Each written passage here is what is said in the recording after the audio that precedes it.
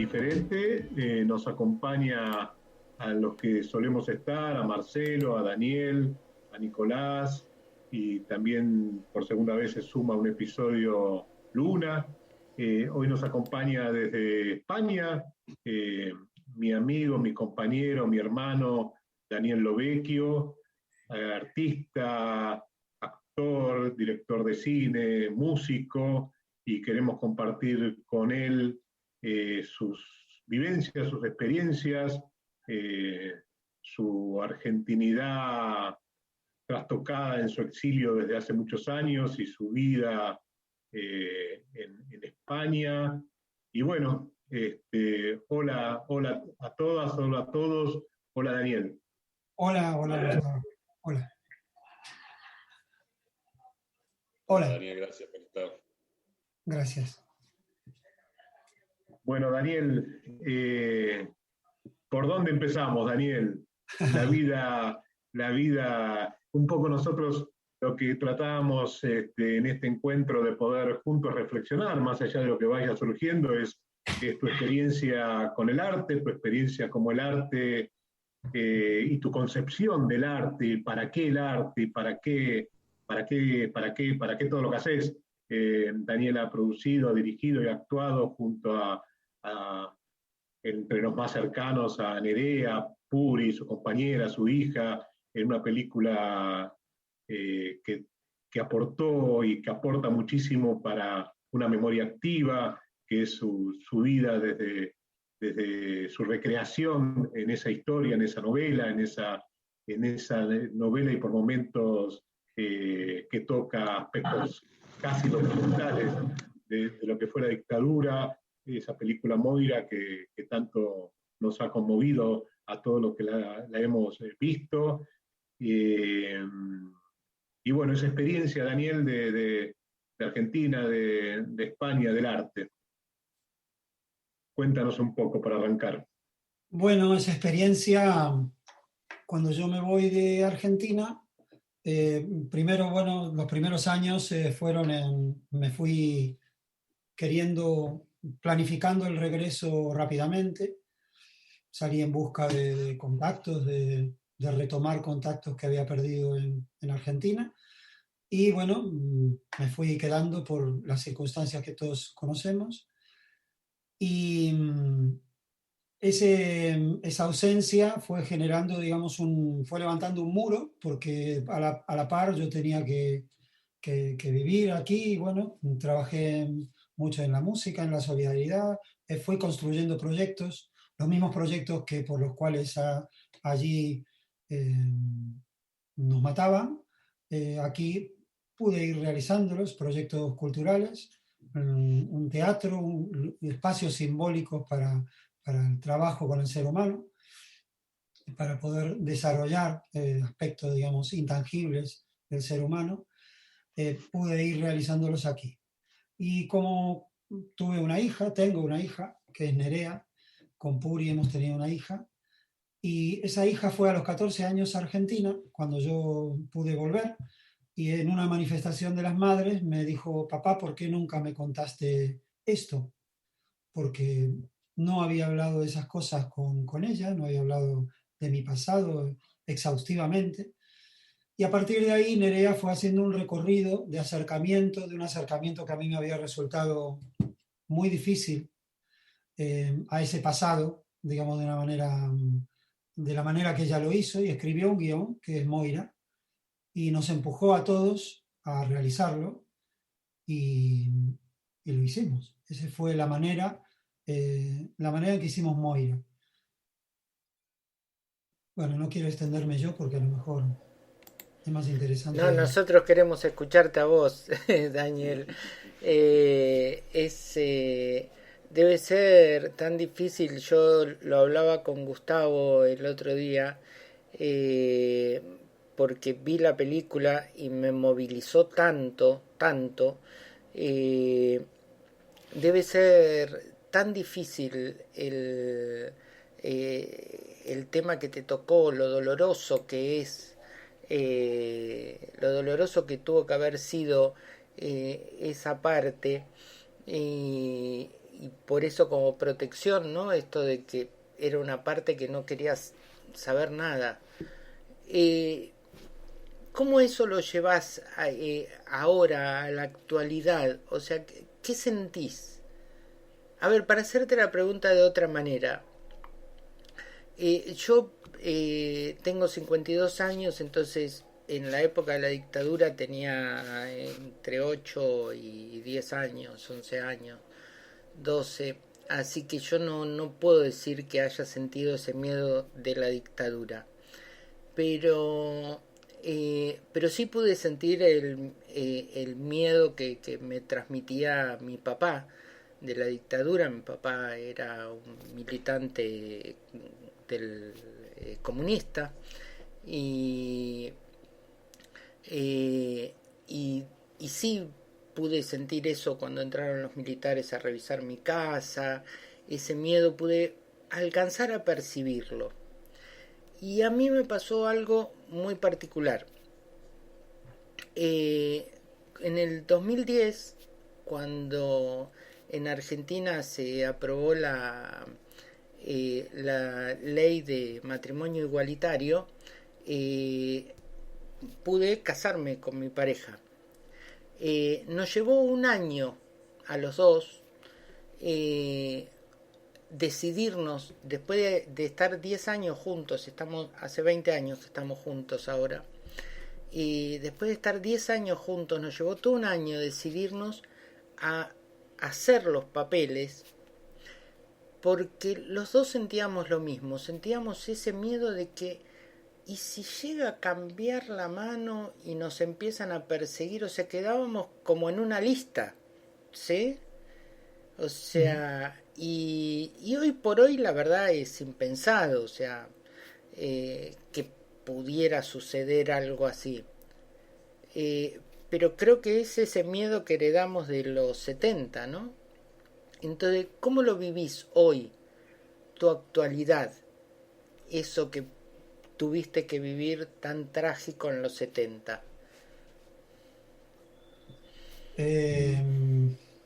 Mira, bueno, Gustavo y yo teníamos la misma edad en esa época y te puedo decir que en ese momento yo en Argentina no tenía miedo, no teníamos, digamos mucha prevención, pero estábamos muy en caliente con la cantidad de cosas que teníamos que hacer. Y el miedo me paralizó después. Yo cuando llegué a España me entendía mejor en los actos del PC aquí en España o en actos de solidaridad que recorrimos con mi hermano toda Europa haciendo solidaridad con diferentes cosas, Nicaragua, El Salvador, bueno, el mundo. Pues fuimos recorriendo un espacio que no habíamos transitado en Argentina, donde estaba ese miedo. Pero la primera vez que yo volví a Argentina, te puedo entender, hay cierta empatía que siento contigo, con vos, perdón. Cuando volvimos a Argentina con Puri en el primer viaje, Nerea todavía no había nacido, yo tuve que ir a renovar el pasaporte y me tuve que meter en el departamento de policía. Y me entró miedo, lo que puedo recordar como un miedo atroz de estar ahí dentro y creer que no iba a salir de ahí, ¿no? Yo creo que eso no se va nunca, ¿no? El tema es cómo se transforma eso, ¿no? Me pensaba, y inevitablemente me sigue pasando que escuchar a Daniel es encontrarme con una historia y con mi propia historia, ¿no? Entonces cuando Daniel hablaba y por un lado decía que nosotros al principio, en esa década del 70, militábamos, participábamos y no fantaseábamos en la posibilidad que ocurriera lo que después ocurrió con las desapariciones, con la represión feroz, con 30.000 compañeras y compañeros desaparecidos. La primera vez con Daniel estábamos juntos cuando empezamos a conocer que eso podía pasar en una movilización en Chacarita en la época de la NUCE, y donde fue la primera vez que sentimos la represión de verdad, y esa tarde-noche Daniel cayó detenido, que bueno, por suerte después lo recibimos rápidamente a la puerta de comisaría, pudo salir porque era menor. porque todavía no era a fondo lo que venía después, pero sí fueron las primeras indicaciones de lo que se venía y de lo que era directamente la represión, porque en ese momento éramos felices luchando y pensábamos que estábamos a la vuelta de la esquina de un cambio social que inevitablemente iba a venir. Y no imaginábamos, yo por eso después trabajando con muchos jóvenes en tiempos posteriores, después del 80, le decía a los jóvenes, ustedes que militan, es doblemente valioso lo que hacen, pensando en Luna, que está acá también con nosotros, porque los jóvenes militan sabiendo que hubo 30.000 desaparecidos en Argentina. Nosotros no pensábamos que eso podía venir. Y después la lucha, ¿no? Porque como muy bien siempre pensamos y decimos, transformar lo siniestro que es la represión y los compañeros desaparecidos, transformar lo siniestro en lo maravilloso. Y lo maravilloso se transforma a partir de una memoria activa y de seguir luchando desde diferentes lugares. Y creo que una forma también que de alguna manera encarna Daniel desde su lugar es la posibilidad de esa transformación de lo siniestro en algo maravilloso a través del arte. Y desde ahí el arte como posibilidad de desocultar, de motivar, de movilizar. Hablábamos antes, Marcelo lo movilizó mucho Moira, y no porque él desconocía nuestra historia argentina y nuestra historia de lo que fue la dictadura, y de todos modos ese arte sintetizado tan bien en la película que Nerea hizo el libro, y que toda la significación que ha tenido en esa producción, en esa actuación, vuelve a movilizar y vuelve a motivar. Digo, yo no solamente conocía la historia argentina, sino también a vos, y sin embargo cuando vi la película volvió a movilizar. Yo creo que el arte, cuando moviliza y sigue dándonos lo necesario para seguir luchando y creyendo, como es el nombre un poco de nuestro espacio de radio de Utopías y Sueños, creo que eso es la posibilidad de sentirnos vivos y de seguir encontrándole o buscando el sentido de la vida. Desde ahí digo, Daniel, ese arte y eso que hablábamos del arte como posibilidad de generar huella y de desocultar y generar cosas que impliquen la construcción de un bien común, de un bien diferente, de un mundo diferente. ¿Cómo lo reflexionás desde ese lugar? Desde ese lugar, claro, esta es la, si puede hablarse de una misión, digamos, esta es la misión que hemos recibido, ¿no? Que hemos recibido de nuestro proyecto de cambio de la sociedad, de lo que nosotros integramos desde aquella época, y que yo encontré aquí, lo interesante también de que ahora que estabas diciendo esto de los jóvenes, Gustavo, a mí me parece que es interesante reseñar que Nerea es hija de un argentino y una española, y es española, y esta mirada que ella hace, que en la película acaba con esos dos personajes, si bien estamos hablando de ficción, estamos hablando de ella tiene una tesis que ha hecho, del cual el guión es un anexo de la tesis, donde ella habla del actor como parte de la realidad, como integrante de una realidad que también le toca. No el actor, digamos, que representa cosas que no le importan y gracias a una gran técnica realiza una labor artística, sino el actor implicado también en la realidad que le toca vivir. Este es el trabajo que ella hizo, y a mí me parece interesante ver, ya que está Luna aquí también y que es de alguna manera heredera de un padre que hace cosas, ¿no? y que tiene un trabajo, un legado en su hija. Nerea también arroja una mirada sobre la historia argentina y sobre algo que Nerea repara de alguna manera este exilio del padre, volviendo con su hermano a Argentina a vivir y convivir en un espacio que no es el cotidiano y el originario suyo. El personaje de Nerea, me refiero a Lucía, pero bueno, en esa fantasía también está Nerea. Los actores trabajamos con nuestra materia y nuestra materia es nuestra vida, ¿no? Ponemos nuestra vida en el trabajo que hacemos. Si bien no somos nosotros, también somos nosotros, ¿no? Esto el Tato Pavlovsky, que ha sido un maestro en estas cosas, ha hecho todo un recorrido en ese aspecto, ¿no? Bueno, esto no sé si me he ido de lo que estabas diciendo, pero es lo que quería decir. No, yo quería, Daniel, la verdad que es maravilloso, porque intentando de tener una pregunta y aprovecharte, o intentando tener una buena pregunta, que no sé si la voy a tener, pero me pasan tantas imágenes y tantas cosas que uno ha descubierto a través de películas, del Teatro por la Identidad, de algunos compañeros, en pocos minutos o segundos, digamos, me viene como una película de cosas de lo que uno ha leído y ha participado. Entonces pensaba el arte y te escuchaba. Ponía algunas palabras como el arte sanador, solidario, memoria.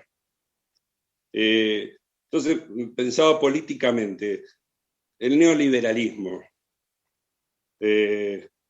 no quiere esto, es decir, no quiere memoria, no quiere solidaridad. ¿No? Digo, los gobiernos populares intentan, principalmente en la época de Cristina, digamos, apoyando el cine, el arte, como para que vuelva, para el recuerdo, la memoria, para poder sacar lo que tenemos adentro. Yo pensaba entre tantas cosas tantas vértices que tiene el neoliberalismo, me parece que es otra cosa más, ¿no? Que el no apoyo a la cultura, así al marketing, pero de productos que a lo mejor son un poco más livianos. Solo las organizaciones o solo el clamor popular saca más de adentro, de raíces, lo que pasa, pero me parece que, nada, me venían al pensamiento esto, de qué pensabas vos por supuesto, metiendo un poco el neoliberalismo con respecto a algunas cosas como la cultura o el arte, ¿no? La famosa, la lucha, digamos, el tema cultural, digamos, ¿no? Eso me parecía... Sí, bueno, no sé, ¿terminaste? Sí. Sí, más o menos Bueno, un poco así. yo creo que, bueno, en eso me imagino que tenemos muchos matices, pero seguramente estamos bastante de acuerdo, que la cultura nos interesa. Quiero decir, cuando hablo de la cultura hablo del ser humano, ¿no? Porque, claro, el espectro cultural de una comunidad, de un país, de distintas comunidades, es muy variado y muy diverso. Esa diversidad, yo creo que al mercado cultural, según lo que nosotros estamos experimentando y vivimos con el cine y con el teatro y con la música que producimos con la cual estamos con proyectos en activo, es muy complicado en este momento donde hay un acaparamiento, digamos, de las grandes...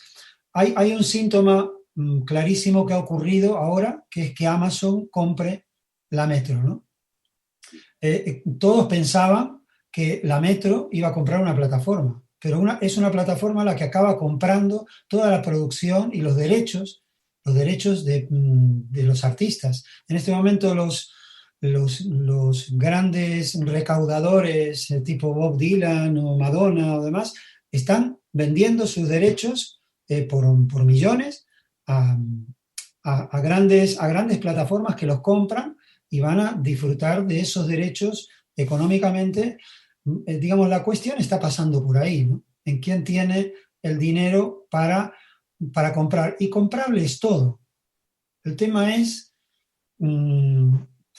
que se convierta en un negocio o no. Pero la cultura, según la entendemos, creo en este foro, me imagino que también, es otra cosa, ¿no? Nosotros hay una parte de la actividad que tenemos un espacio que es un espacio de investigación, un espacio teatral que Gustavo también conoce, que es un teatro y un centro de trabajo para niños, jóvenes, familias, donde lo que generamos es un espacio simbólico donde los chicos, chicas van a trabajar ahí consigo mismos, en grupo, intentando descubrir qué es lo que pueden hacer, quiénes son y cómo pueden ser ellos mismos en una sociedad que muchas veces los maltrata y los confina al ganar y gastar, ¿no? Yo creo que la cultura está más allá del ganar y gastar, genera otras cosas y los que nos dedicamos a ella tenemos que creer en eso y tenemos que buscar los modos de ser y de transmitir y de ser mediadores, intermediarios, chamanes de las culturas que nos rodean, ¿no? Y ser buenos transmisores de eso, de la memoria, de los pueblos originarios, de la gente que hace las cosas, la gente que todavía hace las cosas y que es explotada y cada vez más explotada y cada vez más confinada en espacios donde el miedo a la desaparición física es lo que impera, ¿no? Entonces, esto es complicado, es complicado. Nos toca un momento complicado. Nosotros que trabajamos con la infancia en este momento, estamos trabajando por generar confianza, generar alegría, capacidad para crear, capacidad para creer en lo que uno inventa, capacidad para situarse de frente en el mundo y decir, esto es lo que yo puedo reivindicar y puedo ofrecer a los demás, ¿no? Esto también se lo debemos a una generación que creía en eso. Como decía Gustavo antes, nosotros creíamos que el cambio estaba a la vuelta de la esquina. Por eso nos tirábamos contra una pared. Y bueno, no creo que haya que arrepentirse de eso. Sí, yo creo que no solo hay que no arrepentirse, sino seguir luchando en eso y entender que el arte no es una sola forma, ¿no? O que aquellos que se llaman artistas, o que el sistema también, digamos, el poder hegemónico necesita de artistas para que desde el aparente arte se siga sosteniendo más de lo mismo y el fortalecimiento de los sectores del poder, con un arte que es funcional a los intereses de esos sectores. Por eso creo que el rol del artista es esa posibilidad de ser favorecedor de diferentes lugares al desarrollo pleno del ser humano, como vos muy bien decías, favorecer en las niñas, en los niños, la creatividad. Ya eso es en algunos momentos diagnosticado como subversivo, porque la creatividad es subvertir lo dado, con lo cual esa tarea de trabajar con niñas y con niños es maravillosa, ¿no? Para justamente contrapensar todo lo que el sistema intenta de hipnotizar a las niñas y los niños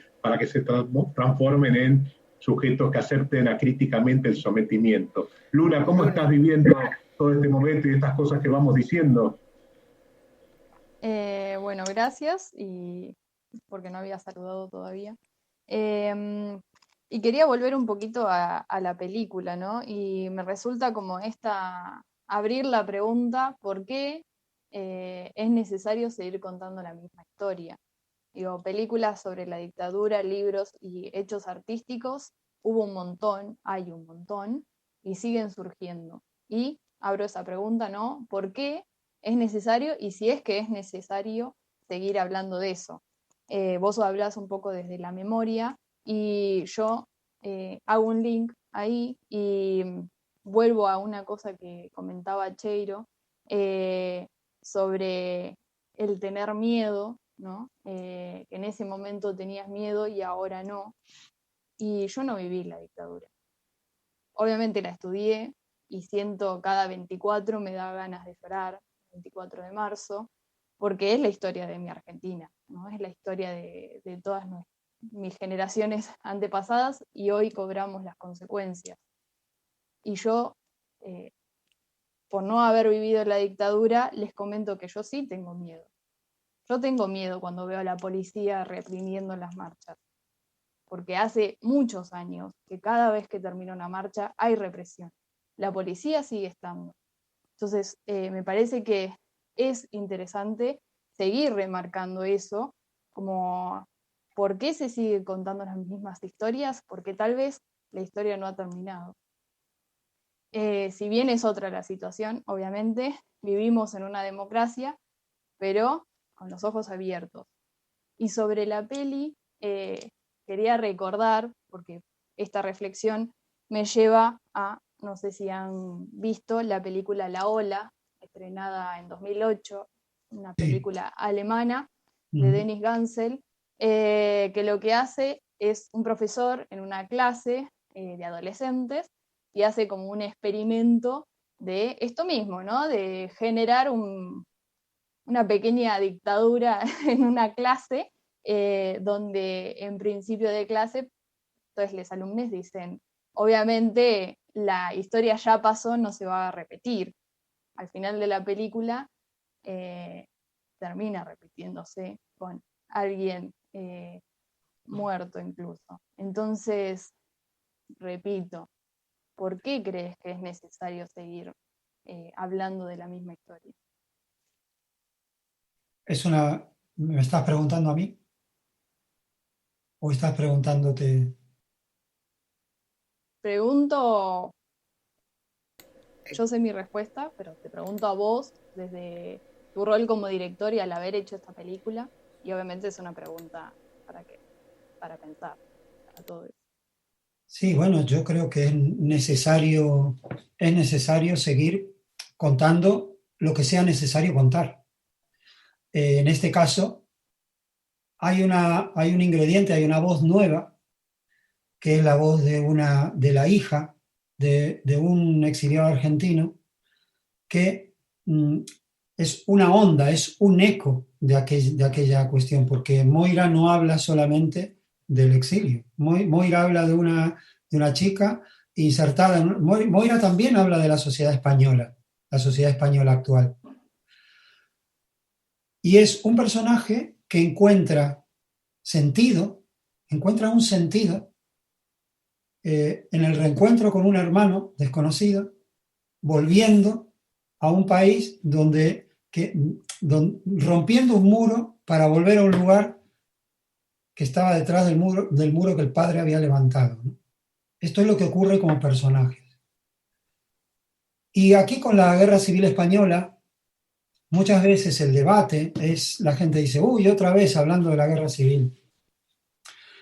Yo a nivel dramático pienso que un personaje existe.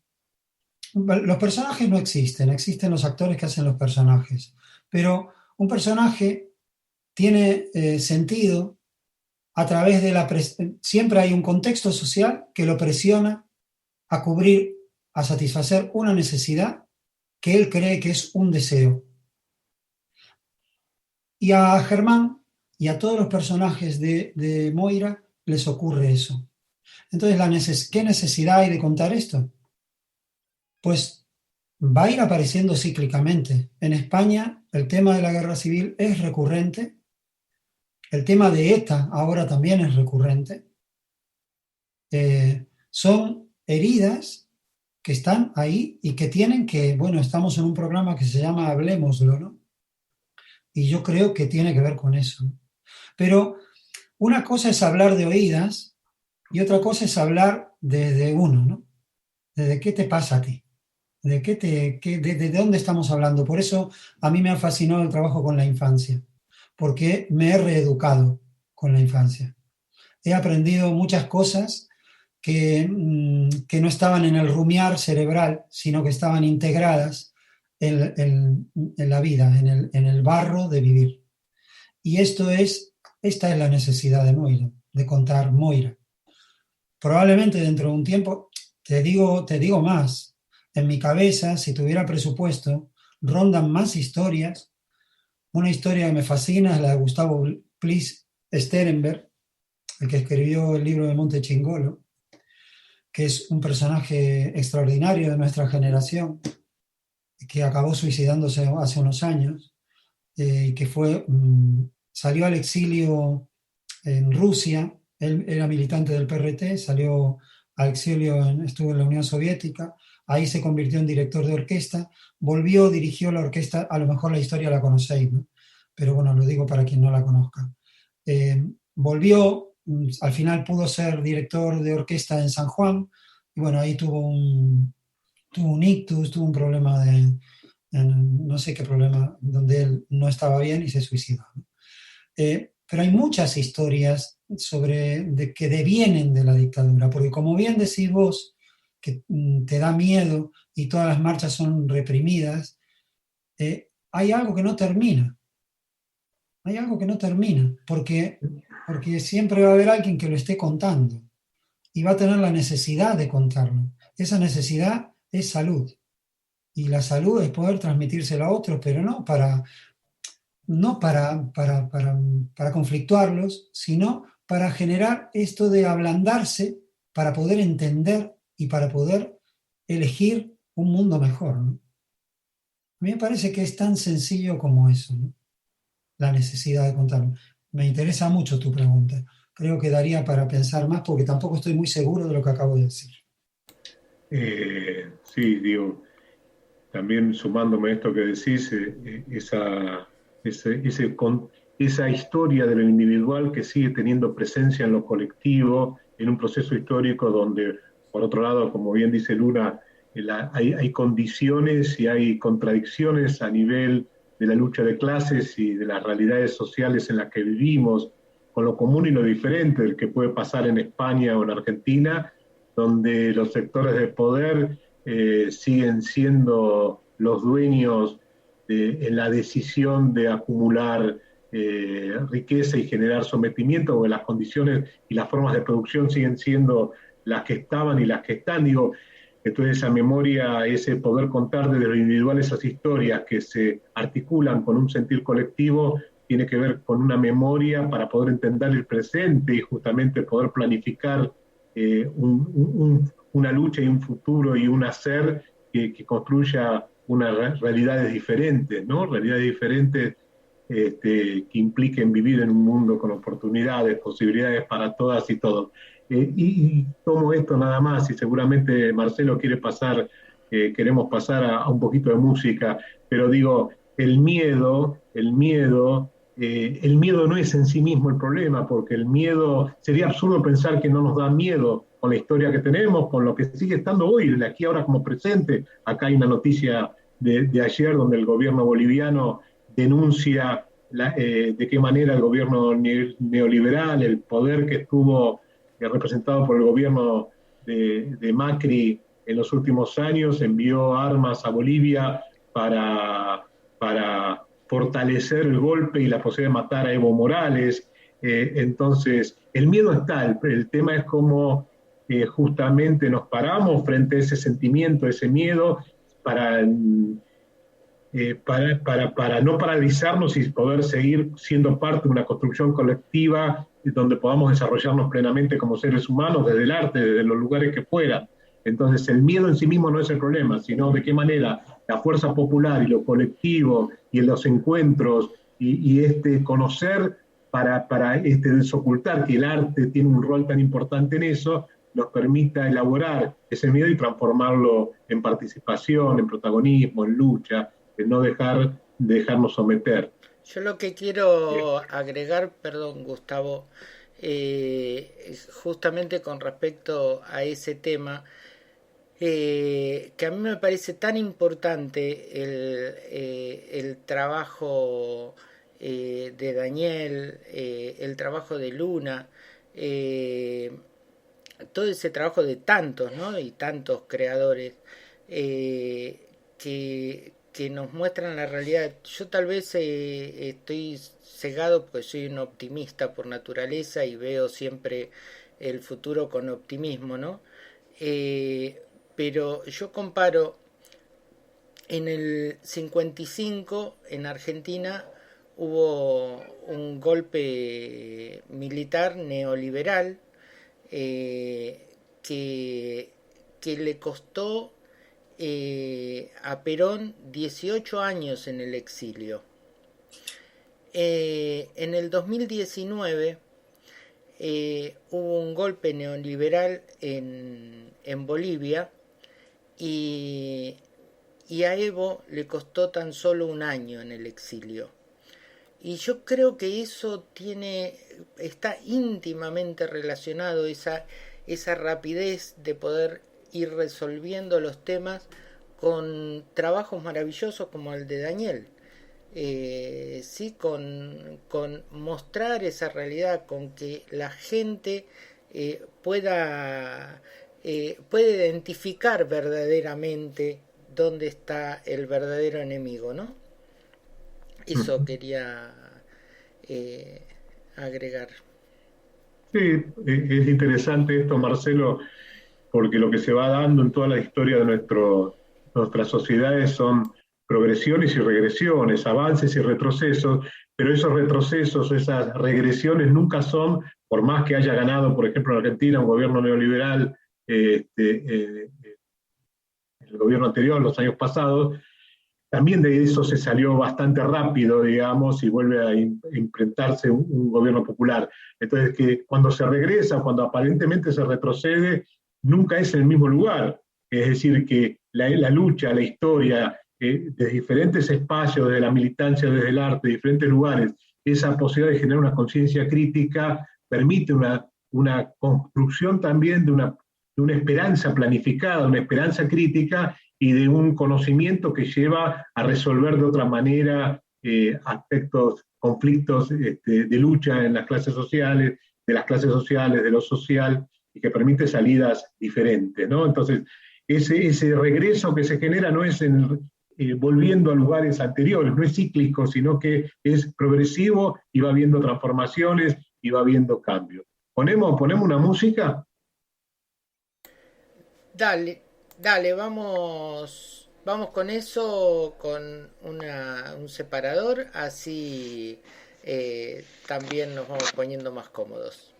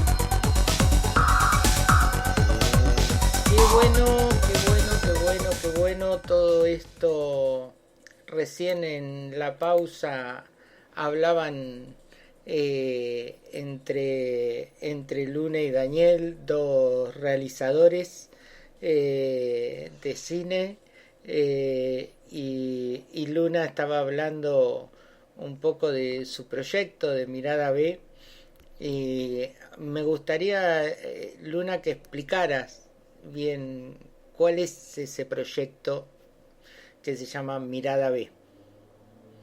Proyecto actual. Mirada B es una plataforma para artistas independientes de América Latina que se generó a partir de la cuarentena, es decir, hace un año más o menos, y con la intención en principio de generar un espacio de difusión, un espacio de encuentro para los artistas que recién arrancan, están haciendo sus primeros pasos o que deciden utilizar un camino más alternativo, digamos. Con el paso de los meses empezó a surgir un programa cultural que se llama Chatando la Curva, que emitimos por YouTube todos los lunes, 20 horas Argentina, donde invitamos artistas o distintas personas de la cultura para hablar de sus proyectos culturales sobre todo, y debatir un poco el arte y la cultura en torno a la sociedad en Latinoamérica y la necesidad del arte para repensar nuestros espacios, nuestros lugares, nuestra vida un poco. Así que eso, si quieren buscarnos, estamos en Instagram, Facebook y YouTube, es Mirada B larga E. Bueno, sí, B larga E. Vale. Daniel, ¿y cómo es la actualidad en España? ¿Cómo es hoy vivir en España? Vos contabas que estando en Argentina antes del exilio, pertenecías al PRT, ¿verdad?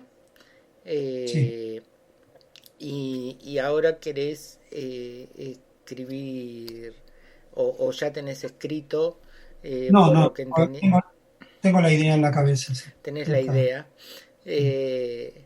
sobre alguien del PRT.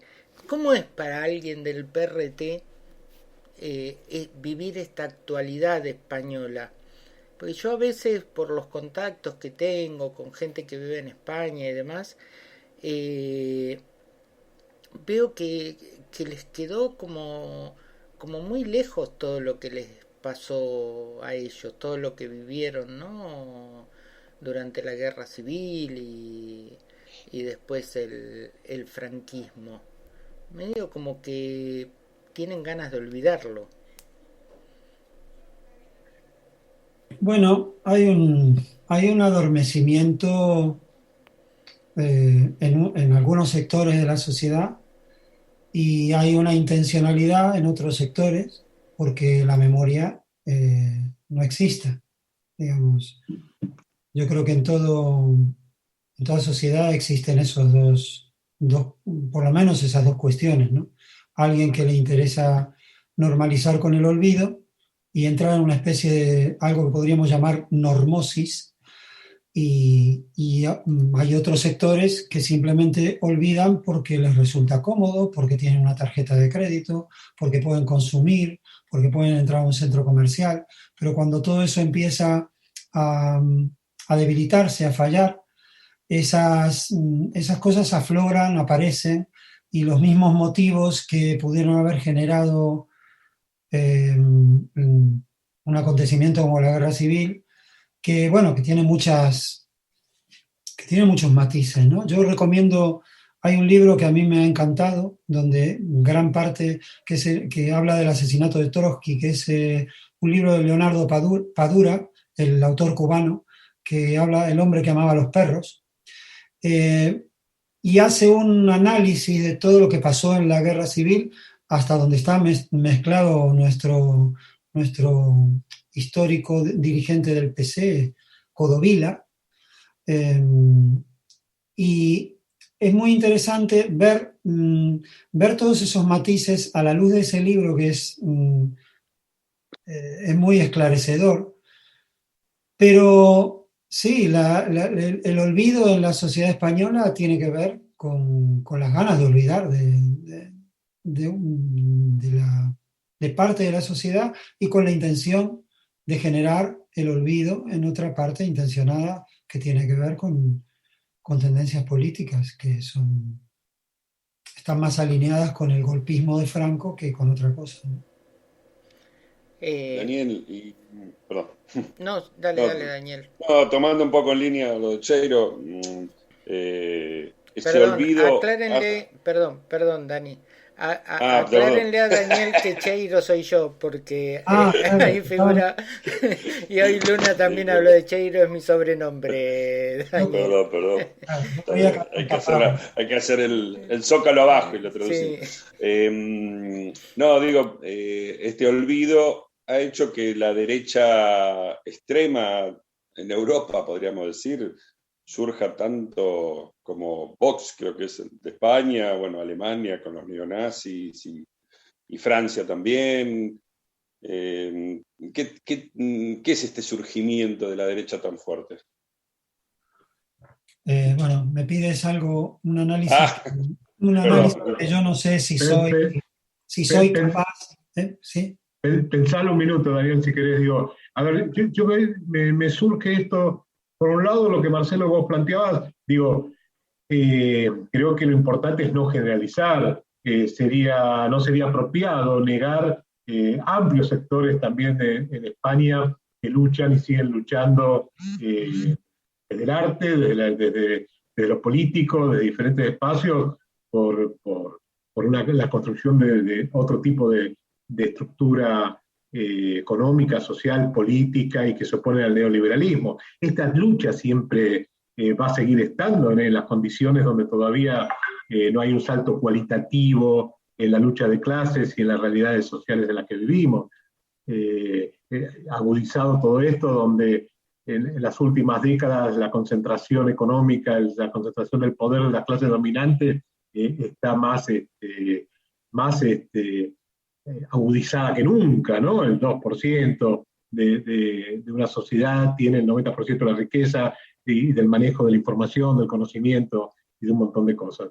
Y después también creo que este auge o este momento donde aparecen las derechas, creo que aparecen desde un lugar diferente en algún sentido, pero digo, nunca dejaron de estar.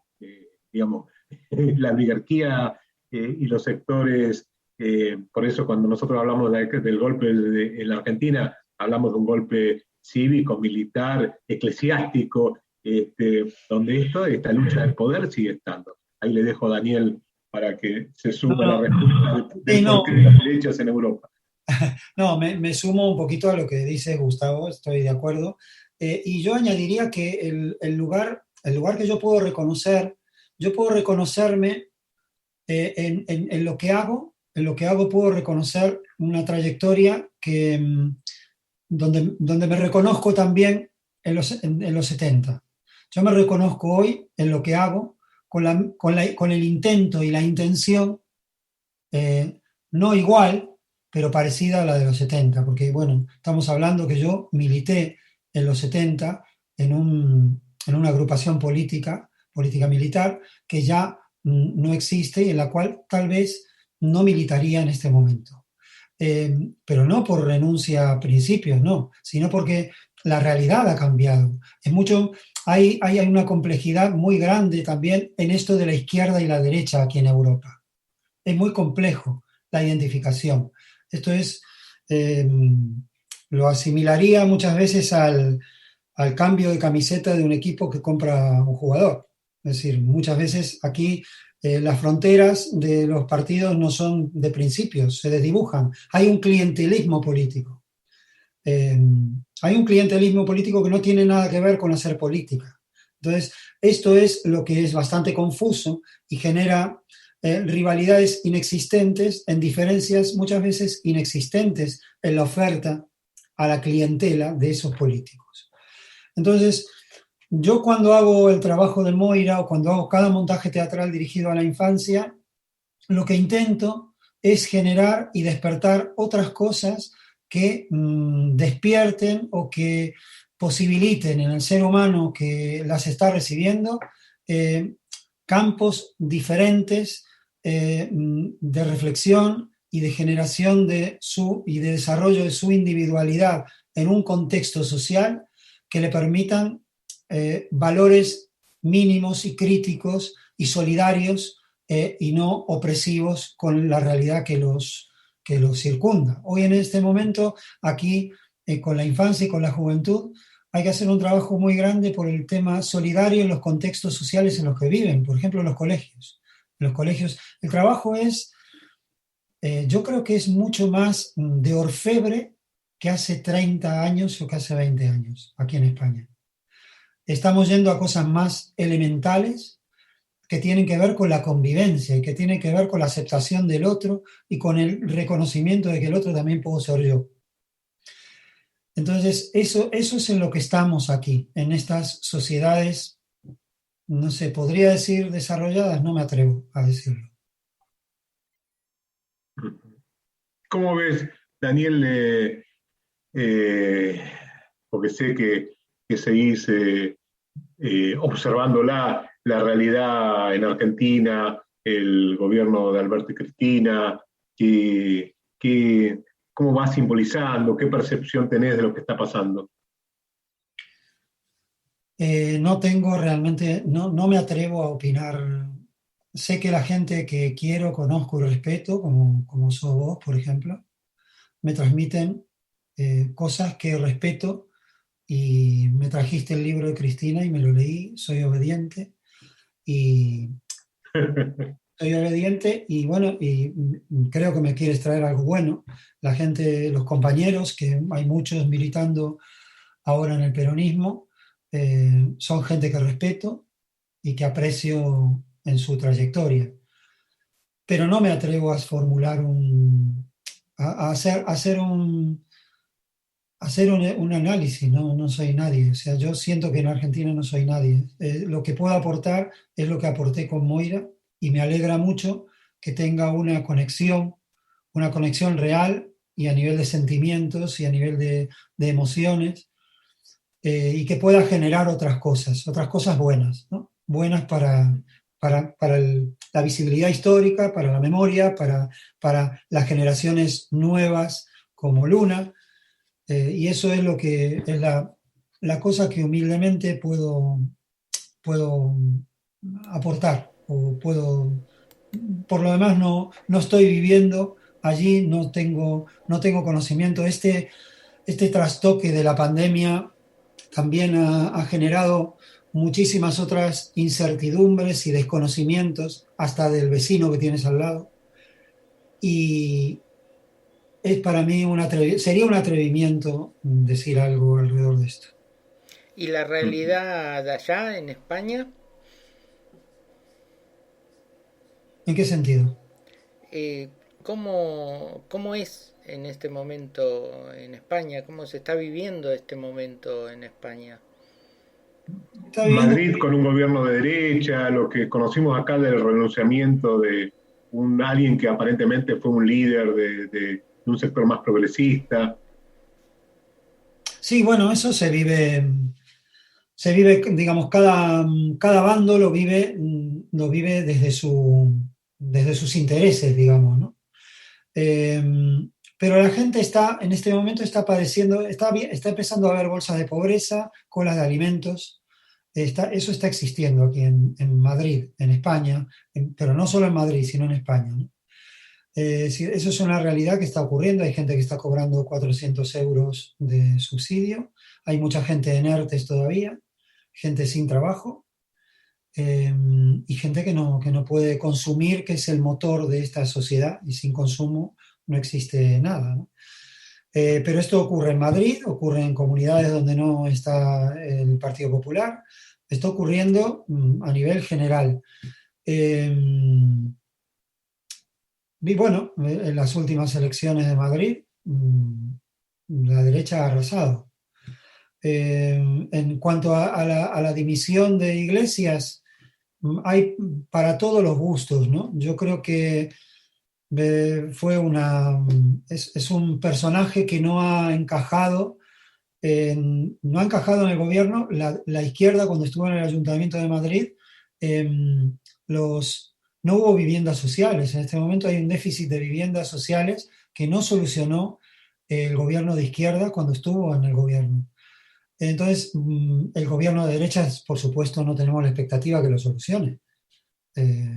Pero el gobierno de izquierda no solucionó los problemas de la vivienda en Madrid, que es muy grave. Ya sabéis que Madrid se ha dedicado prácticamente al alquiler turístico y no hay viviendas de protección. Los alquileres están, si hay sueldos de 400 euros, hay gente que tiene que pagar 800 y 1000 por un agujero en Madrid, ¿no?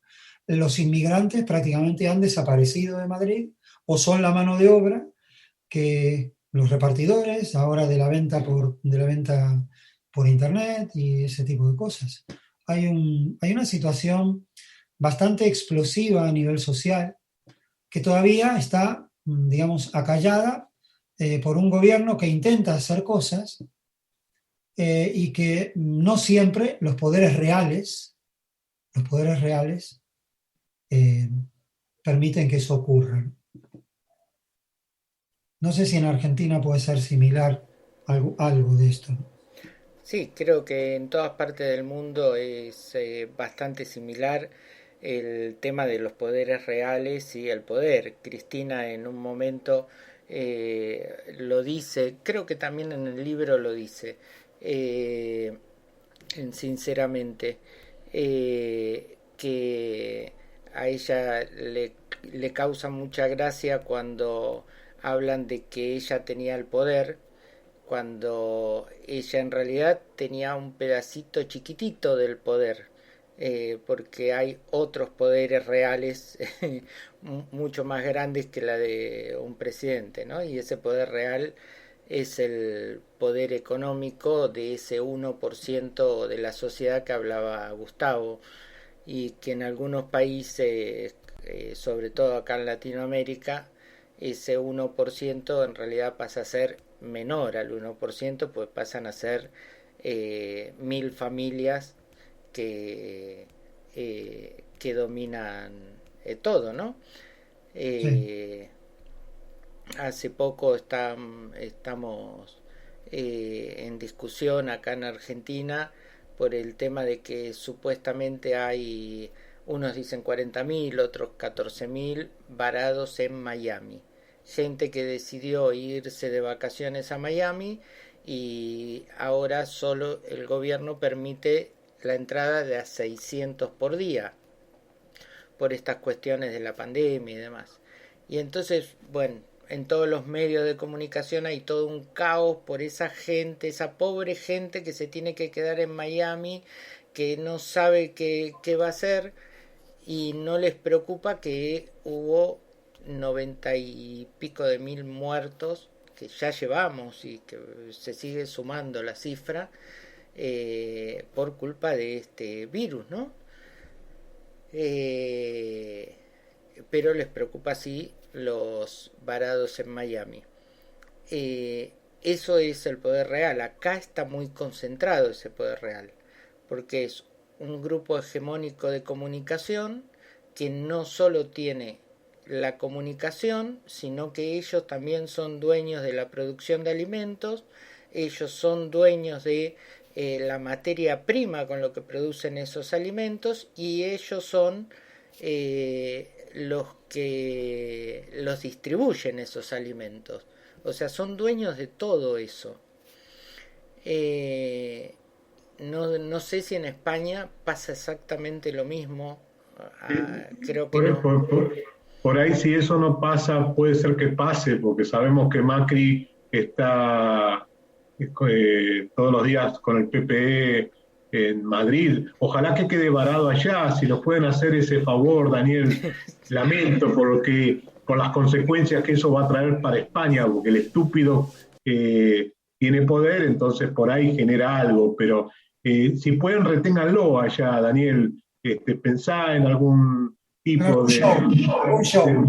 Claro, un show, ¿no? Y no lo va a entender si le haces el show, pero por lo menos para ver si se queda en España, las barbaridades que dice, eso es lo que diferencia. Yo sé que cuando dijiste que no te animabas, quizás, digo, como hipótesis, simplemente a hablar sobre qué te parecía la actualidad en Argentina y el gobierno de Alberto y Cristina, tiene que ver más porque en este primer episodio de este programa, que ojalá tengamos próximos encuentros, sabés que los que estamos acá somos más o menos, pero apoyamos al gobierno popular, eso sin duda, más o menos peronista, entonces dijiste, no me voy a meter en este tema de hacer mi diagnóstico sobre el populismo y sobre esas cosas, porque vos te fuiste muy pronto del camino que construíamos juntos. Entonces, yo creo que si te hubieras quedado un tiempo más, te hubieras hecho peronista conmigo, pero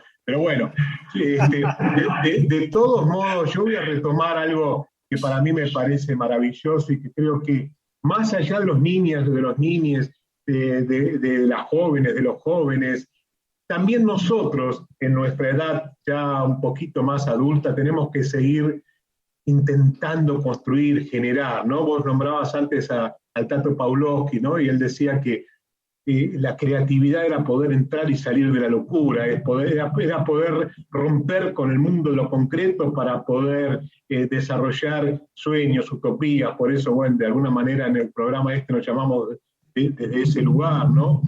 Seguir jugando, y no solamente eso en los jóvenes, ¿no? Sino que también desde nuestra edad poder seguirle encontrando el sentido a la vida y el sentido de hacer, en la posibilidad, teniendo más cerca biológicamente la posibilidad de la muerte, poder seguir haciendo cosas que permitan trascender, ¿no? Que nuestra ausencia material siga después de nuestra muerte teniendo presencia en otros, en otras, en otros. Con lo cual digo, seguir fomentando eso, ¿no? Seguir fomentando esa posibilidad. Sí, lo que yo siento, y esto sinceramente, no creo que hayas leído del todo el libro que te dejé, pero bueno, ya lo vamos a hablar quizás en privado, te voy a tomar algunas evaluaciones sobre los diferentes capítulos del libro, sinceramente, de Cristina, pero bueno, sé que lo intentaste por lo menos, sé que intentaste leerlo casi todo.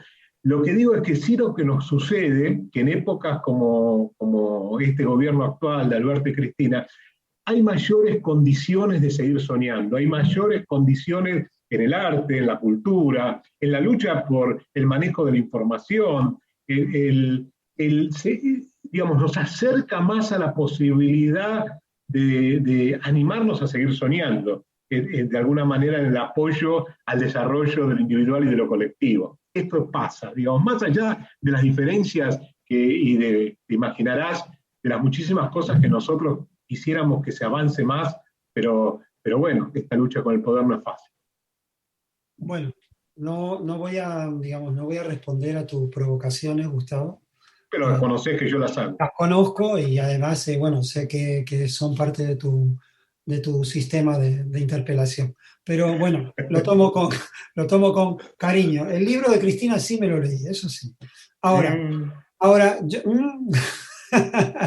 lo que sí creo que puedo responder, y respondo, digamos, con convicción a esto, es que si un gobierno, en este momento aquí las asociaciones en las cuales nosotros estamos profesionales, en las cuales estamos inscritos, que son varias, teatrales y cinematográficas, estamos trabajando por el derecho, digamos, del derecho a la cultura del ciudadano europeo, que es algo que está en este momento en cuestión, y ahora, como sabéis, va a haber unos presupuestos europeos que se van a volcar en los países, y España va a recibir 140.000 millones de euros, que lo va a recibir en varios años, pero a la cultura le corresponden y le pertenecen unos dineros que tienen que revertir en la infancia, en el caso nuestro, en la infancia, en los espectadores, en que Amazon y las grandes plataformas no se hagan dueños de todo.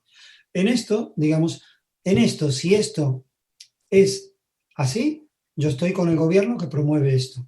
Pero si esto no es así, yo no estoy con ese gobierno. Claro. Entonces, Ese es mi trabajo político en este momento, tiene que ver con algo que está muy reducido al sector de la cultura, que en este momento puede perder. Han quebrado empresas culturales en España, en este momento habrá quebrado un 40 o un 50%, empresas similares a las nuestras. Los cineastas más potentes están recibiendo casi todos los dineros públicos. El cine independiente se ha quedado en un suelo bastante yermo, y en este momento estamos peleando porque los dineros que vienen de Europa apuntalen toda esa creación independiente que en España ha sido y es muy potente. Y eso esos son las reivindicaciones que nosotros estamos haciendo. ¿Por qué? Porque el embrutecimiento de la infancia, de la juventud y del espectador en general está siendo patente.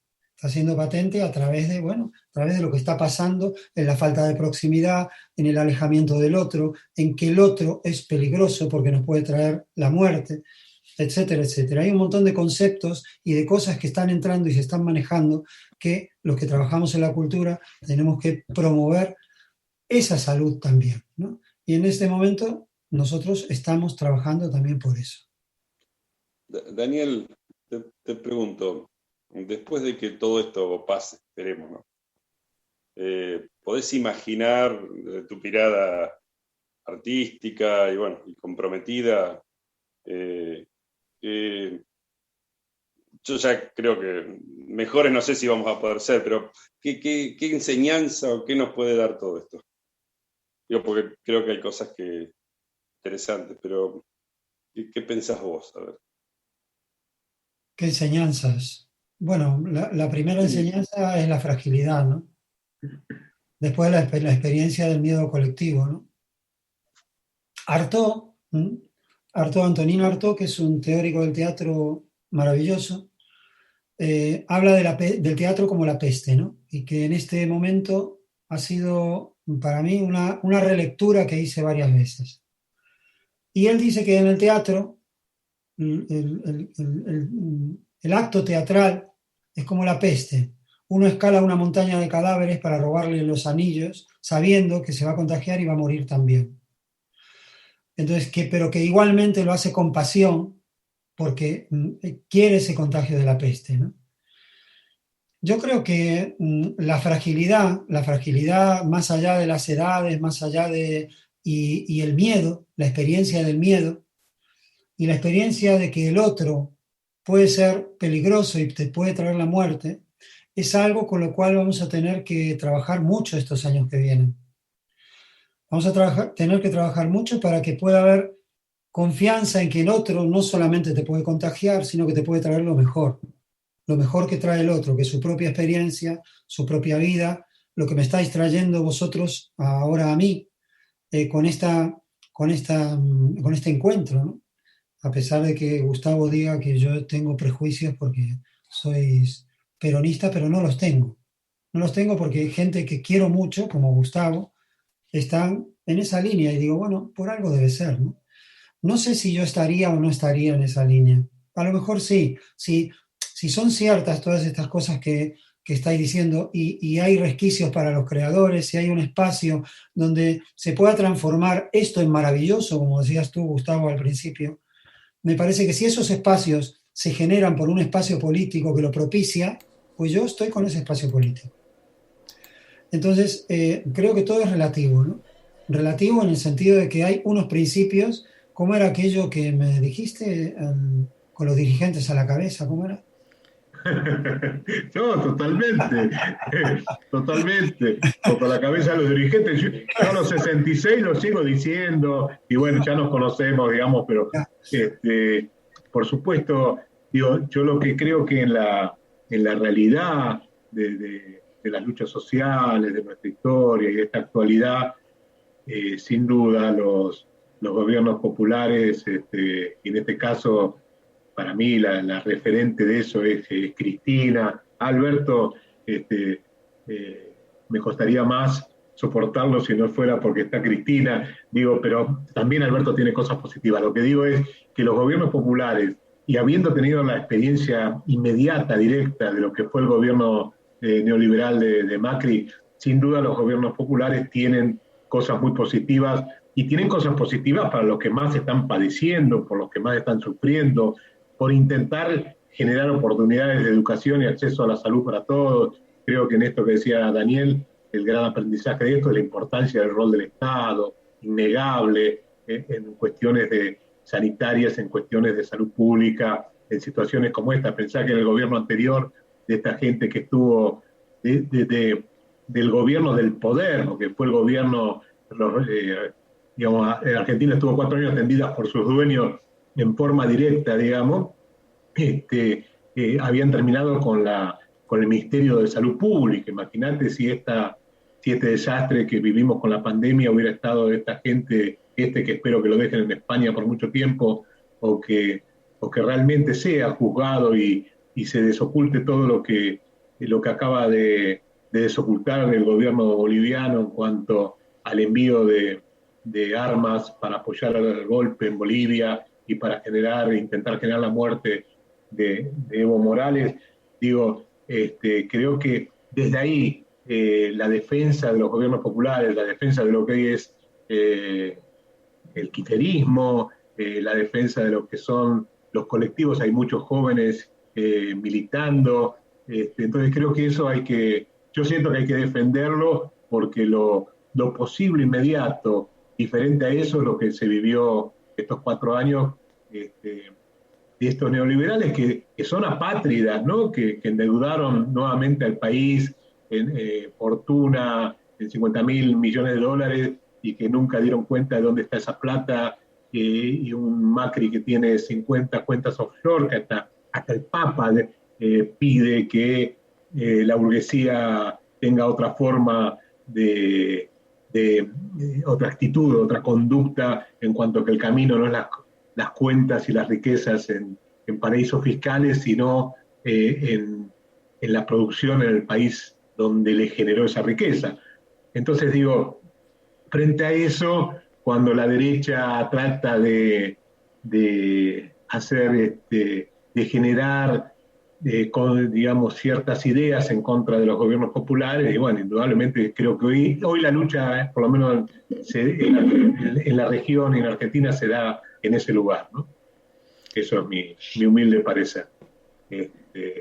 Sí, No, perdón, Daniel, yo creo no, no, que hay respecto a la cultura puntualmente, creo que hay muchísimas cosas que se lograron, sobre todo entre el 2007 y el 2015, o sea, en los dos gobiernos de Cristina, porque Néstor Kirchner cuando agarra el país, o sea, agarra un país incendiado, endeudado, con tratando de hacer equilibrio por donde pudo, ¿no?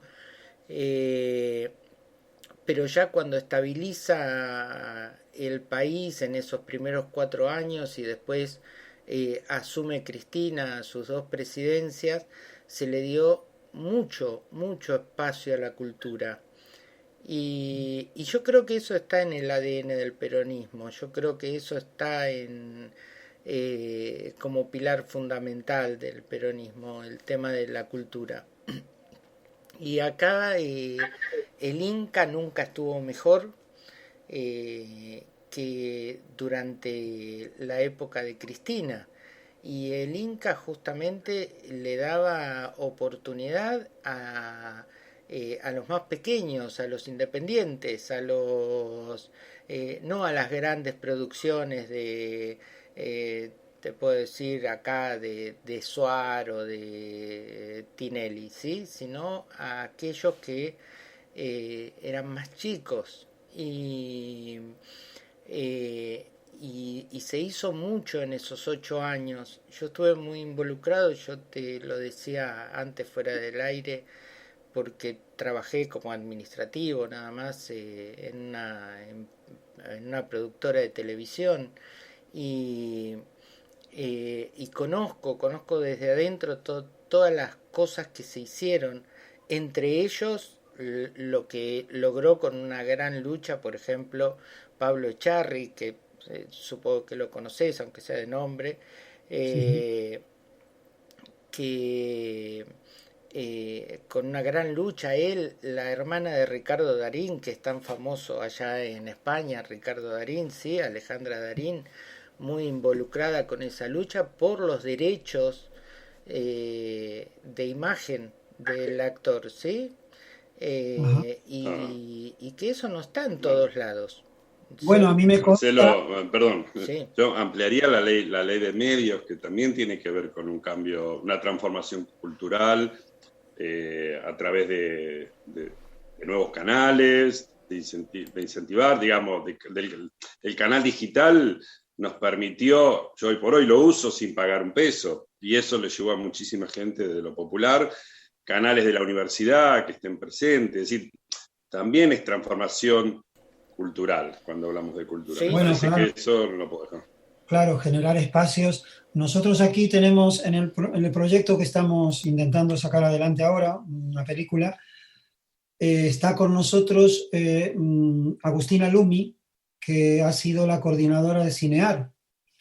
Y bueno, a través de ella me he enterado de los números, de las producciones que se han generado en Argentina, que en algunos años ha sido mayor que la de España, mucho mayor la producción cinematográfica independiente en Argentina que en España. Y a nivel teatral también sé y me consta que la protección social para los actores y demás ha empezado con los Kirchner.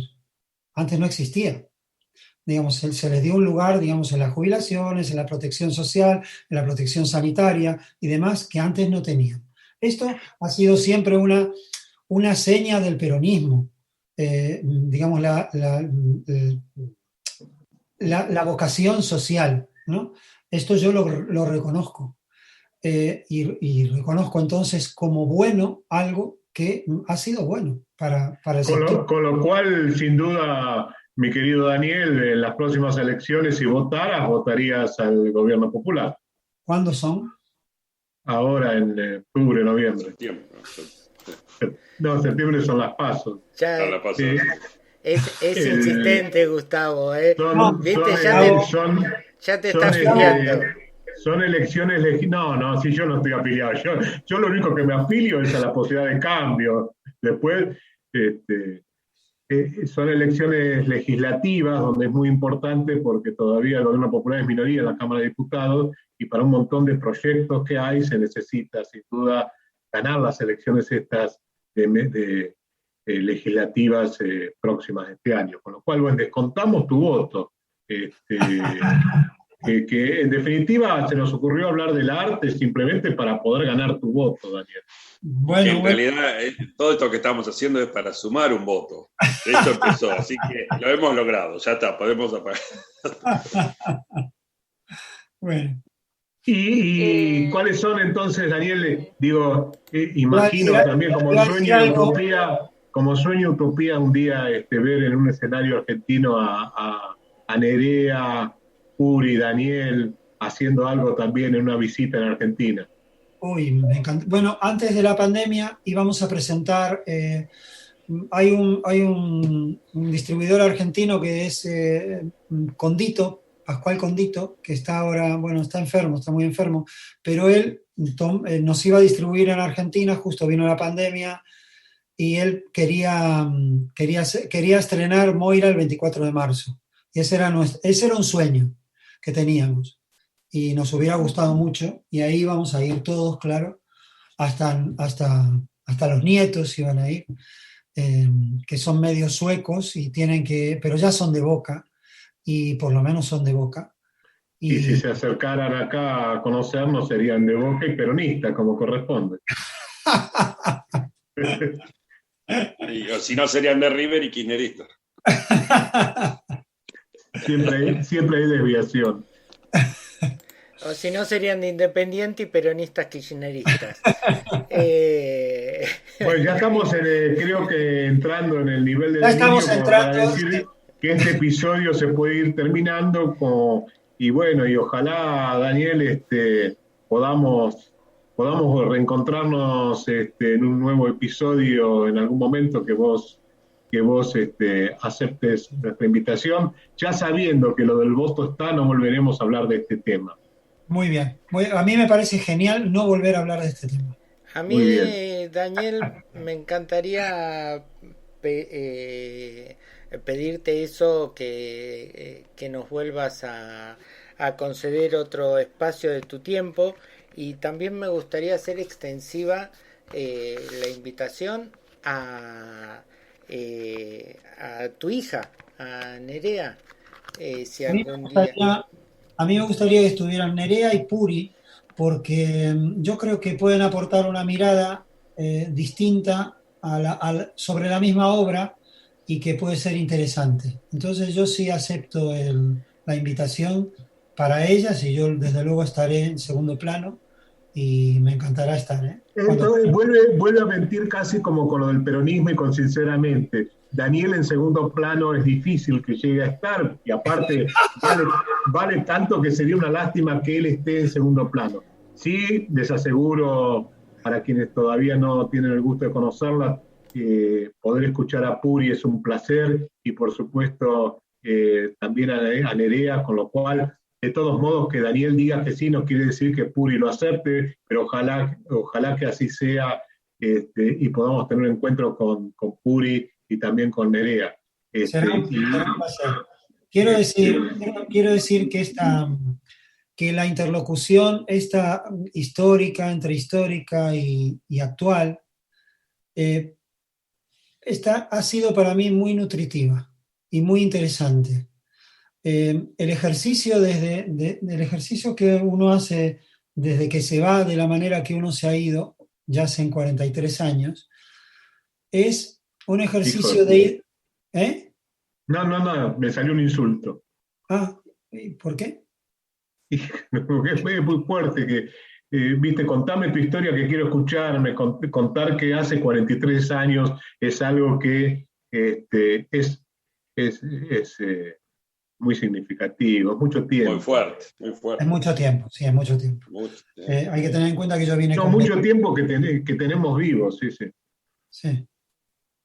Sí, y bueno, que este ejercicio de haber hablado, cada vez que tengo un encuentro con gente de allí, pero no de este tipo, este tipo de encuentro tan profundo, tan sincero, según lo he vivido yo, me hace hacer un ejercicio de ida y vuelta al pasado, al presente, a una Argentina que no conozco, pero que intuyo que si estuviera allí en menos de 5 días podría identificar al menos.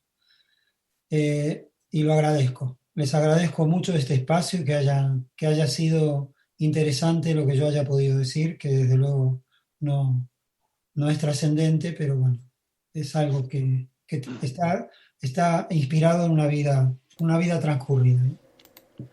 Para mí al menos es muy, muy trascendente todo lo que tengas para contarnos y enseñarnos de ese transcurso de vida, porque todas las vidas son muy importantes. Sí, yo te diría... sí, perdón, termina. No, eso iba a decir No, Daniel, dijo Luna, una vida Nico. una vida transcurrida y todos transcurrimos una vida, pero algunas vidas son más profundas, así que la verdad que me llena de emoción, Daniel, haber escuchado y agradezco a Gustavo esos buenos amigos que tiene, que siempre me ha hablado de vos en algunas reuniones y en algunos vinos que tomamos, así que bueno, lindo conocerte y escucharte, así que agradezco por el arte, digamos. Muchas gracias, Daniel. Luna. Yo quería agregar, pero bueno, se fue dilatando un poco. Agregá tranquila, tenemos tiempo. Bueno. Aunque Gustavo nos esté queriendo censurar, todavía nos queda 1 hora y media de programa. Lo sé.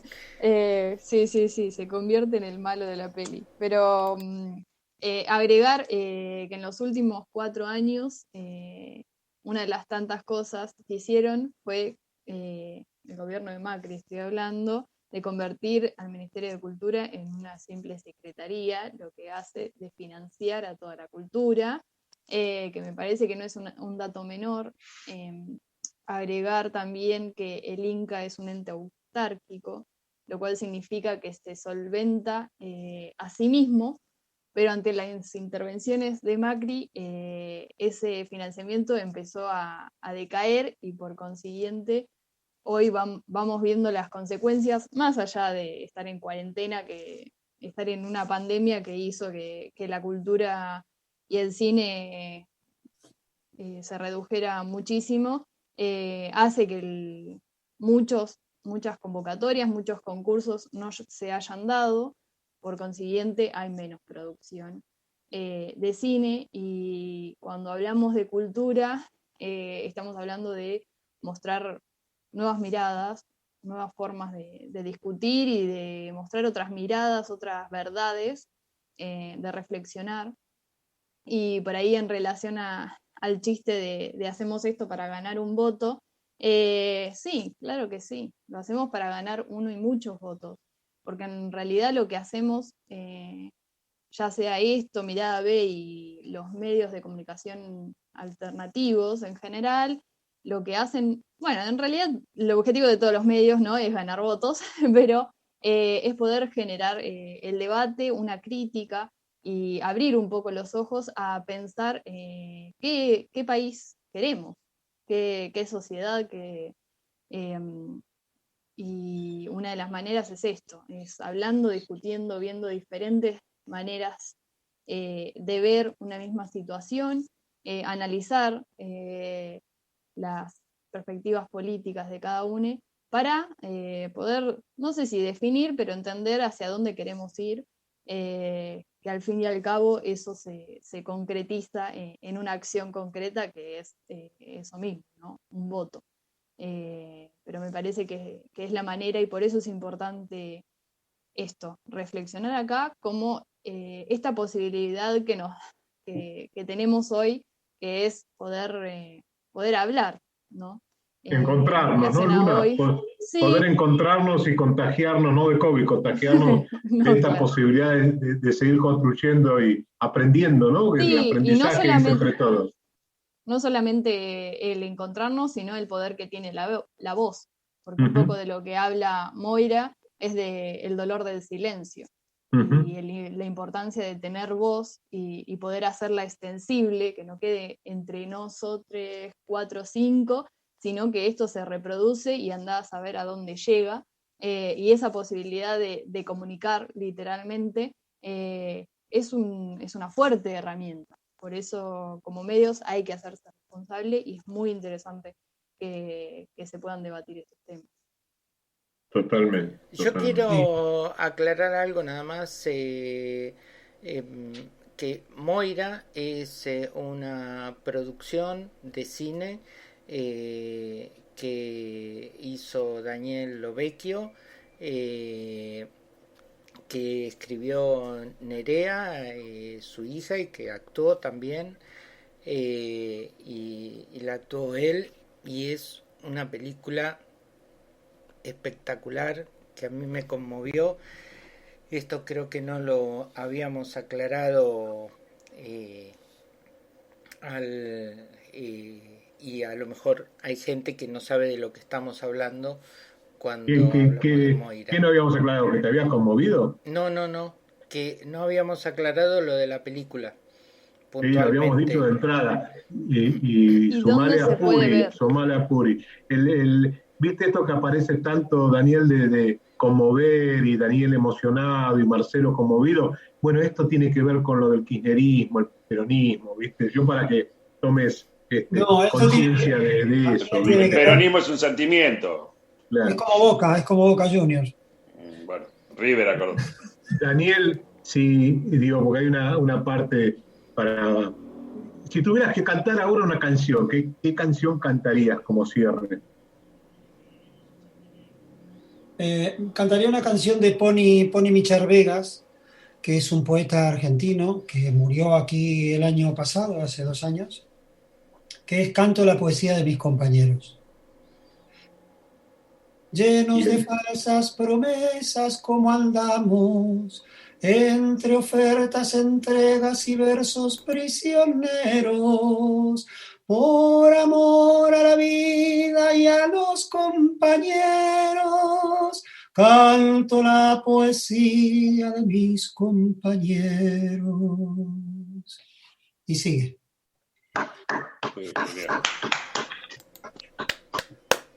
Bueno, Daniel, gracias. Daniel. Gracias por el encuentro, gracias por encontrarnos todos. Gracias, Marcelo, gracias, Gustavo. Gracias, Luna, gracias, Daniel, gracias, Nico. ¿Qué sé yo? Gracias, no sé, gracias a la posibilidad de seguir reflexionando y, como dice Luna, para multiplicarlo y para seguir luchando por lo que creemos. Y para seguir entrando y saliendo de la locura, como planteaba el Tato Pawlowski, que vos lo traías hoy, seguir apasionándonos, siguiendo la posibilidad de jugar y de salir de lo concreto para volver enriquecidos y analizarlo y transformarlo. Será hasta la próxima, compañeras, compañeros. Nos reencontramos en todos los podcasts, acá en Utopía, de Utopías y Sueños, que le pusimos de nombre a este espacio. Chao, hasta la próxima. Muchas gracias. Hasta la próxima, gracias. Gracias, Daniel. Adiós. Gracias. Chao.